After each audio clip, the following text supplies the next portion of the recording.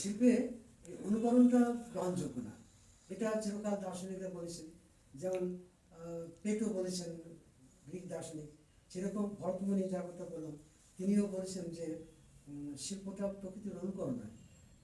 ভরতমুনি বলছেন অপূর্ব বস্তু নির্মাণক্ষমা প্রজ্ঞা হলো প্রতিভা।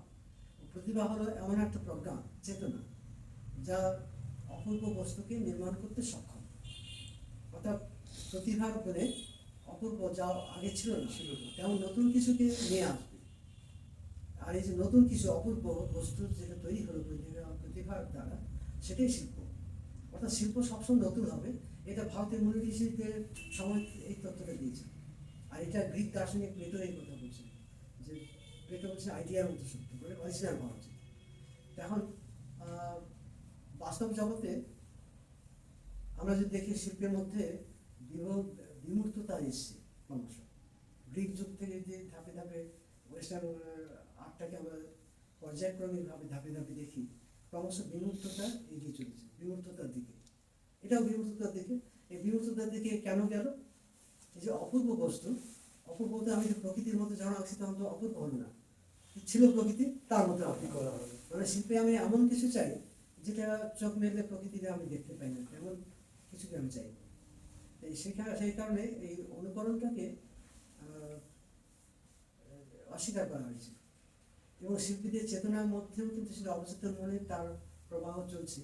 যাতে গ্রিক যুগের মূর্তি যদি দেখে কাউকে বলা হয় যে তুমি কি এরকম হবে, এটা মূর্তি করবে, আজকে কোনো শিল্পী বলবে না যে আমি ওরকম মূর্তি করবো। কিন্তু ওই মূর্তি যদি বলা হয় যে নিয়ে যাবে, তখন সবাই হ্যাঁ আমি বাড়িতে নিয়ে যাবো। বাড়িতে কালেকশন জন্য সবাই চাইবে, কিন্তু নিজের মূর্তি তৈরি করতে গরিব উঠে পড়বে না। কারণ কি ওই যুগের থেকে আজকের যুগের শিল্পী সত্তার যে জাগরণ অনেকটা এগিয়ে এসছে। ফলে আজকে শিল্পগত অনুকরণ, ওই পর্যায়ে অনুকরণটাকে শিল্পীরা গ্রহণ করে না। আমি সময় আমি সংক্ষেপ করি। আপনি এটা কি ভেবে এঁকেছিলেন, যে আপনি এঁকেছিলেন যেটা আপনার নিজের একটা ছবি? এখন একটা নারী সত্তাকে আমি দেখাচ্ছি, কিন্তু প্রকৃতির মতো হুবহু প্রকৃতির চেহারা নিয়ে না, তাকে সংক্ষিপ্ত করে মানে লালিত্য আছে, কোমলতা আছে, আমার দেখে সবই মনে হচ্ছে এটা হয়তো কোনো রাজ্যের হয়তো কাপড় ঢাকা আছে, তাই নয়, তার মধ্যে একটা নৃত্যরতা ব্যাপারও রয়েছে, ছন্দ রয়েছে, ছন্দ রয়েছে। হ্যাঁ, তো সেই রকম নারীকে আমি আমার মধ্যে একটা ভঙ্গিতে আমি দেখার চেষ্টা করছি। সবসময় যেটা প্রকৃতি এরকম দেখি তার না, আমি হাতও পাবো না হয়তো ঠিকঠাক, আমি মুখও পাবো না, কিছুই পাবো না, কিন্তু তবুও আমাকে ওটা শিল্প হতে গেলে বিমূর্ত হতেই হবে। এখন এই যে ছবিটার সামনে, এই যে স্ত্রী পুরুষের যে ছবি রাধাকৃষ্ণ, তা এটা তো দেখে মনে হচ্ছে যে রিয়েলিস্টিক ছবি, একটা মানুষের মতো আঁকা, এর মধ্যে বিমূর্ততা কি আছে? নিশ্চয়ই আছে। খুব ফটোগ্রাফি তো নয়। অ্যাবস্ট্রাকশন ডেফিনেশনটা এনসাইক্লোপিডিয়া দেওয়া আছে, something little less than naturalistic to unrecognizable is abstract. মানে নেচারের হুবহু দর্পণ প্রতিবিম্ব থেকে একটু সরে আসা, something little less than naturalistic to unrecognizable, সেখানে একটু সরে আসা থেকে শুরু করে একেবারে চেনা যাচ্ছে না, এই হোল রেঞ্জটাই হলো অ্যাবস্ট্রাক্ট। অর্থাৎ প্রকৃতি থেকে একটু সরে আসলে অ্যাবস্ট্রাকশন শুরু হলো, এবং ছবি হতে গেলেই কিন্তু প্রকৃতি থেকে একটু সরে আসতে হবে, তাহলে প্রকৃতির ক্যামেরার মতো দেখা হয়ে যায়। আমাদের ভারতীয় ছবি সবসময় পাশ্চাত্য জগতে প্রথমে দেখি যে ধরনের ন্যাচারালিস্ট ছবি, গ্রিক মূর্তি, এবার আমি তিনটে পোর্ট্রেটের কথা বলি। ধরুন রেমব্রান্টের পোর্ট্রেট, সবার দেখার ছবিটাকে সামনে আছে, রেমব্রান্টের যে আত্মপ্রতিকৃতি, যদি সেটাকে সামনে দেখি, তাহলে এটা হুবহু ক্যামেরায় তুললে তার চেহারা যেমন হবে, তার সব গুণাগুণ, আলো ছায়া কেমন খেলে, আপ অ্যান্ড ডাউন ডাইমেনশন কীরকম, স্কিন কালার কীরকম, কী ধরনের পোশাক পরতেন, কী বিলাস ব্যাসনে থাকতেন, সব পরিচয় নেই তার বাস্তব যে পরিচিতি, সবটাই ছবির মধ্যে তুলে আনছে কি বাস্তব রূপটাকে তুলে আনছে, বাস্তব যা আছে, যা যা নিয়ে আছে সবটাকে রেমব্রান্ট তুলে ধরছেন। তার মানে পুরোটাই সেখানে বাস্তব অনুকরণ করেছে। নিজস্ব স্টাইলেশন একটা আছে ঠিকই, অন্য ছবির স্টাইলেশন অন্য শিল্পীর স্টাইলেশন মিলবে না। আর এরপরে যদি দেখি যে রাজপুত পেন্টিংয়ে যে প্রতিকৃতি, রাজা রানী এদের সব পোর্ট্রেট আঁকা হয়েছে, মানে এখানে রাধার ছবিটা যেরকম প্রায় এরকম, ওই জন্য বৈশিষ্ট্য নেই। এটাকে দেখে মনে হবে না যে বাস্তবে ফটোগ্রাফ। কারণ এখানে বাস্তবে পরিচিতি আছে, নাক মুখ থাকে, কিন্তু বাস্তবে যেমনটি আর সেই পরিমিতি নিয়ে সেই মেজারমেন্ট নিয়ে এখানে নেই। কিন্তু শিল্পী তার মতো করে একটা কনস্ট্রাকশন করেছে। চোখটা চোখের জায়গা আছে, নাকটা নাকের জায়গা, কিন্তু হয়তো তার মতো করে রূপায়ণ করেছে। চোখটা টানাটানা করেছে, ভুরুটাকে হয়তো বেশি এলোমেলো করেছে, নাকের গঠনটা অনেক বেশি টিকানো, অতটা হয় না। নাক থেকে ঠোঁটের থুতনির যে গঠন, তার একটা গঠন প্রকৃতির শিল্পী তার মতো করে করেছে। তার মানে প্রকৃতিকে তার শিল্পী নিজের মতো করে গঠন করেছিল। পোর্ট্রেট যেটা সে পোর্ট্রেট বা একদম মেয়েদের recognize ছবি যেগুলো করা এঁকেছে যাবে না, প্রায়। একটা এরকম একটা মেয়ের ওনার যে সেলফ চুল পোর্ট্রেটটা নিয়ে মুখটা এরকম করা, হ্যাঁ হ্যাঁ এটাও তো একটা পোর্ট্রেট, এটাও তো একটা ক্যারেক্টার। কিন্তু রেমব্রান্ডের ছবি, আর এই ছবি মিনিয়েচার পেন্টিং এর পোর্ট্রেট, এটা রেমব্রান্ড এখানে অনেক বেশি ক্রিয়েটিভ হলো। মানে এটা দেখে মনে হচ্ছে মানুষের তৈরি, আর শিল্পী তার মতো করে এঁকেছে, প্রকৃতির মতো করে নয়। আর রেমব্রান্ডের ছবি, রবীন্দ্রনাথের ছবি যদি দেখি, সেখানে প্রকৃতির এত ফিচার্স নেই, প্রকৃতির এতটা সামঞ্জস্য নেই, যে গঠন সুষমা, গঠন সামঞ্জস্য এখানে যতটা আছে। চোখটা তো পিকাসো মতো এখানে তুলে দেয়নি, নাকটাকে এখানে লাগিয়ে দেয়নি, প্রকৃতির অর্ডারটাকে এখানে রেখেছে। প্রকৃতির যেভাবে দাঁত মুখের গঠন, তার স্কালের গঠন থাকে, অনেকটাই সেটাকে সেরকম অনেকটা সেখানে রেখেছে। হ্যাঁ।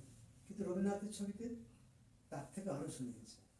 এটা কিন্তু আমরা এইভাবে বিশ্লেষণ করি যে ওখানে একটা মানুষের ক্যারেক্টার, ব্যক্তিত্ব, তার চরিত্রটাকে হাইলাইটেড করা হয়েছে, তার যে সৌন্দর্য বা রূপের যে ঢালটাকে ছড়িয়ে দিচ্ছে। রূপ, সৌন্দর্য, বাইরের চেহারা, বাহ্যিক গঠন আমাদের ভেতরের ব্যক্তিসত্তাকে আনয়ন করে। মানে এটা কীভাবে বোঝা যাবে? আমরা যখন বিয়ের জন্য মেয়ে দেখতে যাই, তখন রূপ মানুষকে প্রথমে আকর্ষণ করে, ভুলে যায় রূপে, কিন্তু ব্যক্তি চরিত্র তার মধ্যে কী আছে সেটা কিন্তু দেখতে সব দেখায় না, আড়াল করে, দেখা সম্ভব হয় না। সৌন্দর্য দিয়ে আড়াল করা হয়। আমরা সেই বাহ্যিক সৌন্দর্যের মধ্যে ডুবে যাই, এবং যখন ব্যক্তি চরিত্রটা প্রতিকূলভাবে ফুটে ওঠে, তখন বিচ্ছেদের জায়গায় পৌঁছে যায়। তখন তো ব্যক্তির সত্তাটাকে দেখা যায় না। তা আমাদের ব্যক্তি সত্তা দেখতে গেলে বাইরের চেহারা দিয়ে বোঝা যায় না, তার আভ্যন্তরীণ ব্যক্তির চরিত্র, ব্যক্তি সত্তা কী আছে, ব্যক্তিত্ব, সেটা কি। তো রবীন্দ্রনাথ সেই ব্যক্তিত্বটাকে তুলে ধরার চেষ্টা করেছেন, বাহ্যিক সৌন্দর্যের যে ঢালটাকে সরিয়ে দিয়েছেন। আমরা যদি এইভাবে দেখি, তখন রবীন্দ্রনাথের ছবির আরেকটা মানে পাবো। তা নাহলে আমরা যখন ছোটো দেখতাম, তখন রবীন্দ্রনাথের ছবি দেখে আমাদের মধ্যে কী হয়েছে ছবি এর মনে হতো। কিন্তু এখন শুধু যে ফরাসি দেশ তার প্রশংসা করছে তা না, তার মধ্যে আমরা এখন ভেবে তাকে তার যে গেস্ট রোলটা আমাদের মধ্যে খুঁজে পাবো, একদিন আমরা খুঁজে পাইনি। কিন্তু রেমব্রান্ডের ছবি যদি পাশাপাশি দেখা যায়, এখন মনে হয় যে না, ওটার মধ্যে সৃষ্টি স্কিল খুবই হাই ওটাই অনুকরণ, প্রায় সৃষ্টিটা কম, কিন্তু শিল্পীর কন্ট্রিবিউশন তার সৃষ্টি। সেই কারণে যে বিমূর্ততার মধ্যে বাস্তবটাকে সরিয়ে দেওয়া, বাস্তবকে সরে আসা, যতখানি কতটা বাস্তব আর কতটা শিল্পীর অবদান। কিন্তু তার মধ্যে রস সৃষ্টি করার গুণটা থাকতে হবে, না হলে তো বাস্তব থেকে সরে গেলাম কিন্তু বাস্তবের সঙ্গে মিলে গেলে আর রসা আসবে কি করে? মিললো না। বাস্তবের খবর মানে বাস্তব থেকে মানে তো সরে গেলাম, কিন্তু অ্যাবস্ট্রাক্টের স্যার প্রবলেমটা এটা যে আর্টিস্ট সবসময় সত্যি সত্যি কমিউনিকেট করতে পেরেছে কিনা আমরা জানি না। হয়তো সে তার কি বলবো না, শিল্পী যে কমিউনিকেট করতে পারে সবসময় তা তো হয় না। সেটাই, আমরা দর্শক হিসাবে আমরা সেটাকে আমরাই কমিউনিকেট তৈরি করবো। করি। আমার ভেতরের যে ভাব কীভাবে সঞ্চারিত হচ্ছে, আমি সেটাকে দেখি। এই যে কি অফ কমিউনিকেশন কথাটা এই জায়গায় চলে আসি, যে কমিউনিকেশনটা কীভাবে হয়। দার্শনিকরা বলছে যে কমিউনিকেশন ছবি থেকে সরাসরি শিল্পী, শিল্প সরাসরি আমার মধ্যে আসে না, শিল্পী তো থাকে না, সে তো তার মতো তৈরি করে চলে গেল। এই যে আমেরিকার সব থেকে দামে বিক্রি হচ্ছে বাস্কেটের ছবি, সে তো হিরোইন সেবন করে আর অনাহারে মারা গেছে, কিন্তু তার ছবি আজকে বিশ্বের হাইস্ট দামে বিক্রি হয়েছে, বাস্কেটের কঙ্কালের মতো মুক্তি। তার মানে সে যে মানে, সে তো লিখে জানি কি মানে পেয়েছিল। সে যে ওই আজকের দর্শক বা ক্রিটিকরা যে তাৎপর্য যেভাবে তার ইন্টারপ্রিট করছে, ও যদি ইন্টারপ্রিট করতো তা ওর সময় সেটা বিক্রি হতে পারতো। তো তখন ইন্টারপ্রিটেশন আসেনি, আজকে তার ইন্টারপ্রিটেশনটা অন্য একটা জায়গাতে আসছে, সেটাকে মানুষ মূল্য দিচ্ছে অনেক বেশি। এর ফলে শিল্প, আমার রিসার্চের বিষয় বলতে হয়, শিল্প চিরন্তন এবং চিরকালীন সে আধুনিক। মহামানবের ছবি 40,000 বছর আগে এঁকেছে, কিন্তু আজকে যখন আমি দেখছি আমার কাছে আজকে আধুনিক, কারণ আমি আজকে এই সময়ের মানুষ, আজকে দাঁড়িয়ে ওই ছবিটা যখন দেখছি, আজকের মন, আজকের টাইম অ্যান্ড স্পেস নিয়ে আমি ওর সঙ্গে রিলেট করছি, আমি এবং ছবির সঙ্গে অভেদ সম্পর্কে আমি ওটাকে দেখছি। অথবা আজকের ছবি যা, এটাও তো সেই আধুনিক, সে শিল্প সেই জন্য চিরকাল আধুনিক, চিরকাল সমসাময়িক, সমকালীন, চিরন্তন। এবং বিভিন্ন যুগে যে যুগে রসিক দেখছে সে তখনকার মতো তাকে ইন্টারপ্রিট করছে, তখন ইন্টারপ্রিটেশন অনেক গভীরতা আসতে পারে, অনেক ঘেরো হয়ে যেতে পারে। যেমন রেমব্রান্ডের ছবি তার যুগে যে তাৎপর্য, যে মূল্যবোধের তখনকার যে দেখেছে, আজকে আমার কাছে মূল্যবোধটা কমে যাবে। আমি রবীন্দ্রনাথের ছবি দেখে বলছি না, এই পর্যায়ে তো আনতে পারিনি, ও তো কপি করে গেছে, কিন্তু তার যুগে লোকে কি তাই ভেবেছে? কিন্তু আজকের শিল্পচিত্র যেখানে সমৃদ্ধ হয়েছে, কি কপি করে গেছে বলছেন? রেমব্রান্ডের ছবির মধ্যে হুম। অনুকরণটাই তো বেশি। আচ্ছা। বাস্তবে ফটোগ্রাফটা যেমনটি হয় প্রায় তেমনটি তো করেছেন, তার জন্য অসীম স্কিল লেগেছে, যে কেউ ওই স্কিলটা পারবে না, কিন্তু স্কিলটাই তো সব নয়। যেমন আগের দিনে একটুখানি বলছিলাম যে ছবির একটা নিবেদন, ছবির ভাবটা একটা নিবেদন।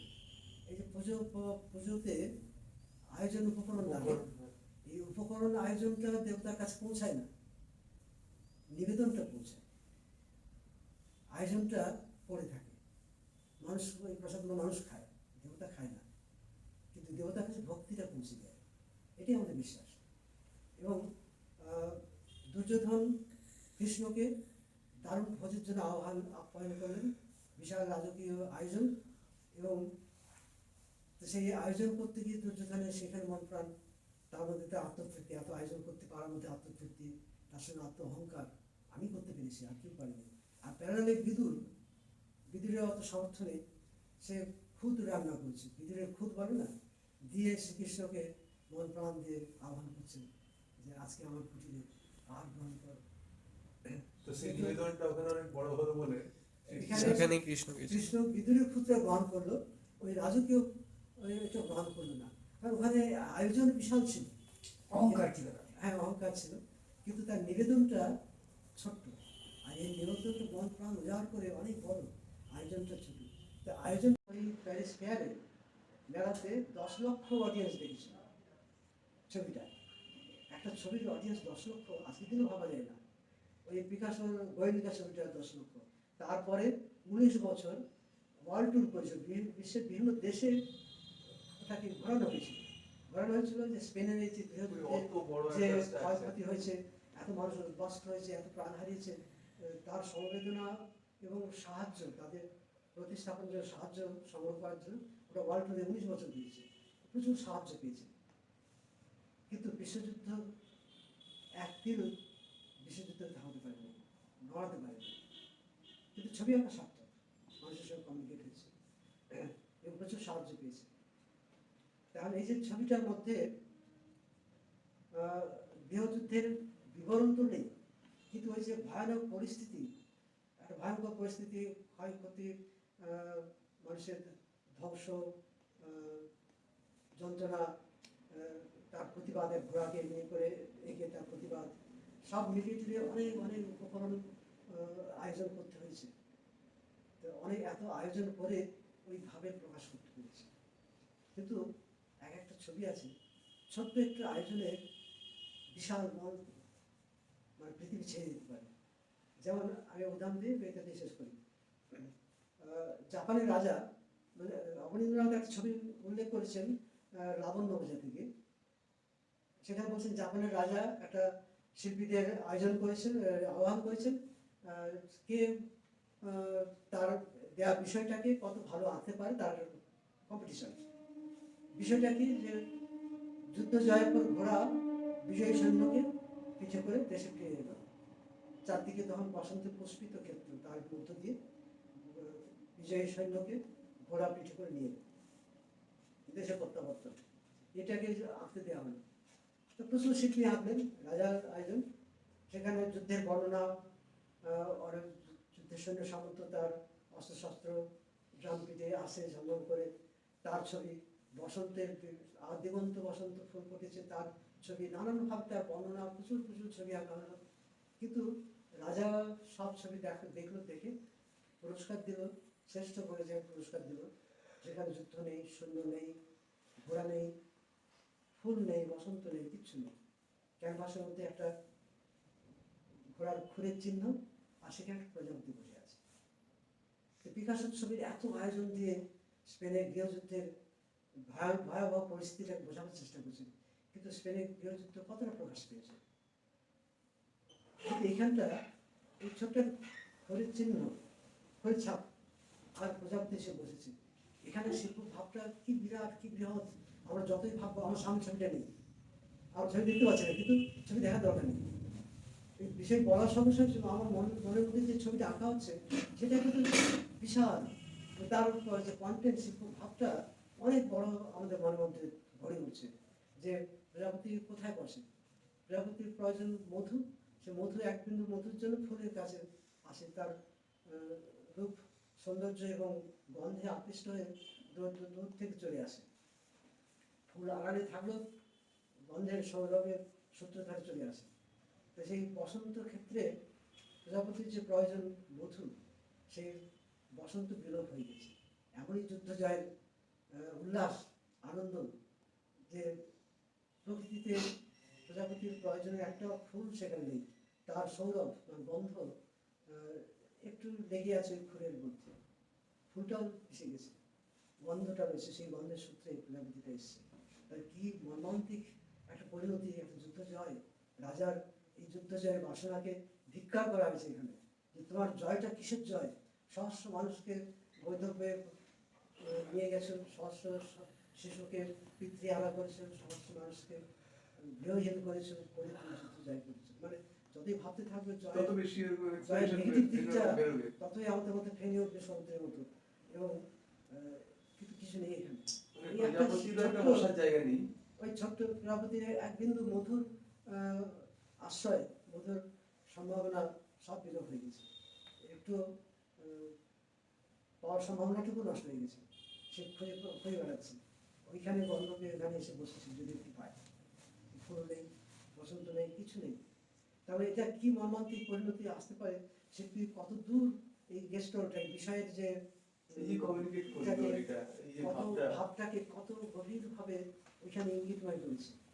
এই ছবিটা হুবহু বর্ণনাময় ছবি আঁকা হতো, সেখানে এই ভাবটা যতটা না ধরা যেত, যখন বর্ণনাহীন ভাবে একটা ইঙ্গিতে একটা ইঙ্গিতময় করে এঁকেছে, তাতে কি বিশাল ভাব ধরা পড়ছে। এটাকেই বলা হয় সাবলাইম ছবি, সাবলাইম মানে রোমান্টিক ছবি। রোমান্টিক ছবি হলো সেটাই হেগেলের কথা, যেখানে শিল্প ফর্ম, হ্যাঁ, শিল্পের ফর্মটা ছোট্ট আর তার কন্টেন্টটা অনেক বড়, ফর্মকে ছাপিয়ে চলে যাচ্ছে, কন্টেন্টটাকে ধরতে পারছে না। কন্টেন্ট মানে শিল্প ভাবটা এত বড় যে ফর্মটাকে ধরতে পারছে না। মানে এটা কিরকম, জগন্নাথের চোখ, দুটো চোখ, দুটো যা কিন্তু ওই সার্কুলটা, জগন্নাথের যে সারমর্ম, তিনি অন্তর্যামী, তিনি আমাদের অন্তর বাহির সব ভেদ করে আমার সব দেখতে পায়, আমার পাস্ট প্রেজেন্ট ফিউচার সব জানেন উনি, তার দৃষ্টি প্রখরতা এত অন্তর্ভেদী, অন্তর্যামী। এটা গোল চিহ্নে ওই চিহ্ন দিয়ে যেভাবে প্রকাশ করতে পেরেছে, আমাদের দৃষ্টি সার্কুলটার মধ্যে নেই। চোখে কি বলছেন, এই যে দুটো চোখ দিয়ে যেভাবে প্রকাশ করতে পেরেছে, সেটা এই যে জগন্নাথ যে অন্তর্যামী, আমার সমস্ত কিছু দেহ মন, আমার স্মৃতি, পাস্ট প্রেজেন্ট ফিউচার সব ভেদ করে উনি দেখতে পান, আমার মধ্যে কি পাপপুণ্য, আমার অতীত কি ছিল, সব উনি দেখতে পান, উনি অন্তর্যামী। তার কাছে আমরা সমর্পণ করি যে আমরা এই অন্যায় করেছি, তুমি ক্ষমা করো। প্রখর শিল্প ভাবের, বিশাল শিল্প ভাব পরিণত ধরা পড়েছে।